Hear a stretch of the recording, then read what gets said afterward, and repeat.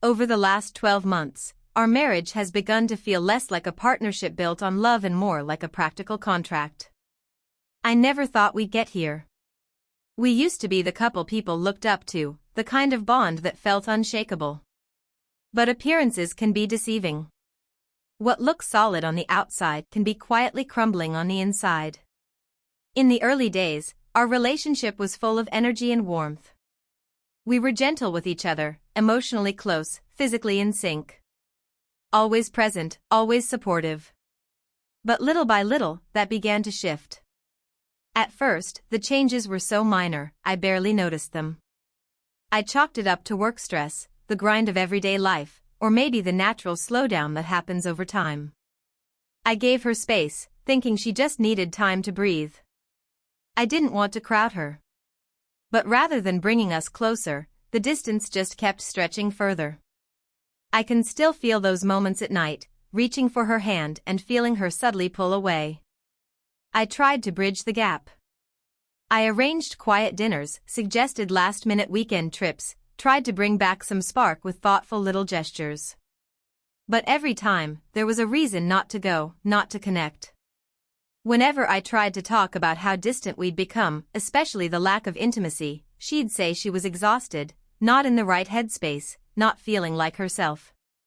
I gently asked if something had changed between us, if something was wrong, but she always assured me everything was fine. And yet, when someone you love keeps turning away from you, even the kindest words begin to sound hollow. I started to question myself. Maybe I wasn't doing enough. Maybe I wasn't showing her how much I cared. So I did more. I picked up extra responsibilities around the house. Cooked her favorite meals. Gave her even more space, thinking that eventually she'd miss me, that she'd want to be close again. But that distance didn't shrink. It turned into a barrier. She used to look at me like I was her person. Now, it felt like I barely registered in the room. Our conversations dwindled into short exchanges about bills, groceries, appointments. She stopped checking in on me, not in the real way that matters. Inside, I was falling apart. Feeling rejected, invisible. And I realized that intimacy isn't just physical closeness. It's about being emotionally tethered to someone, about feeling seen. And that thread between us was wearing thin. I suggested we try therapy. Maybe having someone help us communicate could bring us back to each other. But she brushed it off, said I was making things more dramatic than they were. That hit me harder than I expected. I started wondering if I was just too sensitive. If I wanted too much. Those doubts started changing me. Slowly, I stopped putting in so much effort. No more late-night attempts to hold her close. No more quiet goodnight kisses. I began shutting down the part of me that was still reaching for her. If she didn't want me, I wasn't going to keep asking for something she clearly wasn't ready to give. Strangely, that's when she started noticing. She asked why I seemed distant. At first, I said nothing, I didn't want to spark another shallow argument. But it was obvious she was bothered. It was the first time she seemed uncomfortable with the same kind of emotional detachment she had given me. She began asking for little things again, bits of help here and there, and for a while, I said yes out of habit. But eventually, I stopped jumping in. Not to hurt her. Just because I finally understood that if she didn't value my feelings, I couldn't keep sacrificing myself to meet hers. It wasn't about revenge. It was about finally respecting my own limits. She didn't handle that well. Accused me of being cold, selfish, withdrawn. But I stayed calm and told her the truth. Every time I tried to get close, she'd pull away. Every time I opened my heart, she'd shut down.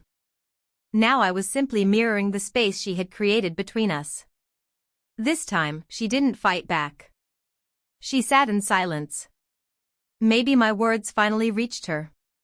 Maybe she finally saw the man I had become, someone who had stopped chasing her love. A few days later, she approached me, wanting to talk. There were tears this time. She admitted she hadn't realized how emotionally shut off she'd been, that she was struggling, possibly depressed, and didn't know how to explain it.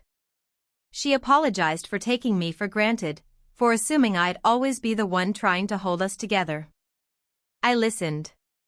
But I didn't rush to forgive. Words are easy. What matters is action.